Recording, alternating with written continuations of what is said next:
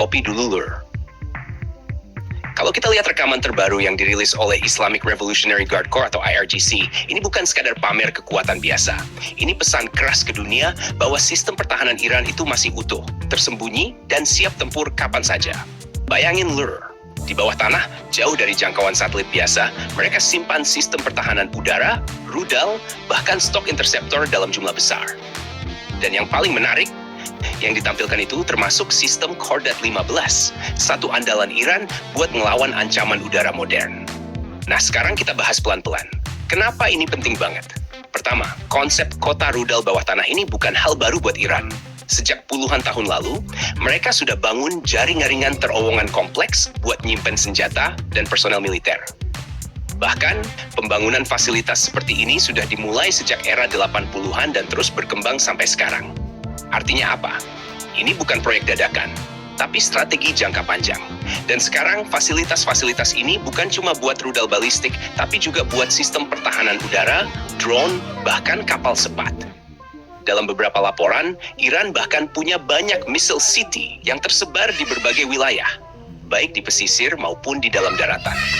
Masuk ke bagian paling menarik, sistem Khordad 15.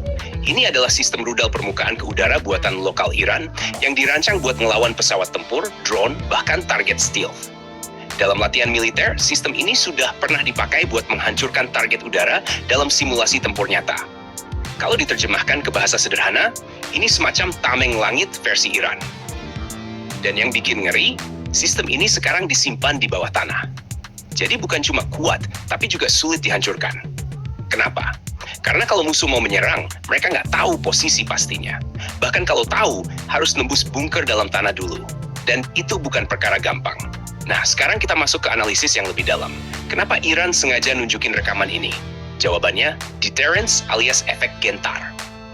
Iran pengen bilang ke lawan-lawannya, terutama Amerika dan Israel. Lu boleh punya jet siluman, rudal canggih, tapi sistem gua masih aman, tersembunyi, dan siap nembak kapan aja. Ini juga sekaligus bantahan terhadap klaim bahwa serangan udara bisa melumpuhkan pertahanan Iran. Karena realitanya, yang kelihatan di permukaan itu cuma sebagian kecil. Bahkan dalam beberapa laporan, pejabat IRGC sendiri bilang bahwa yang ditampilkan ke publik hanya sebagian kecil dari kemampuan mereka. Artinya, yang nggak kelihatan justru lebih banyak. Sekarang bayangin skenarionya. Kalau terjadi perang besar, musuh bakal coba hancurin radar dan sistem pertahanan udara dulu.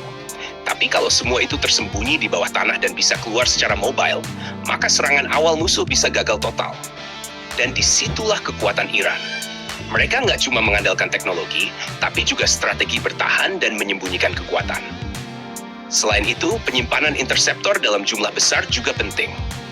Karena dalam perang modern, masalah terbesar bukan cuma punya sistem, tapi punya amunisi yang cukup. Iran jelas sudah belajar dari konflik lain, di mana sistem pertahanan bisa kalah karena kehabisan rudal pencegat. Makanya mereka simpan stok besar di bawah tanah. Jadi kalau diserang bertubi-tubi, mereka masih bisa bertahan lama. Sekarang kita tarik ke gambaran besar.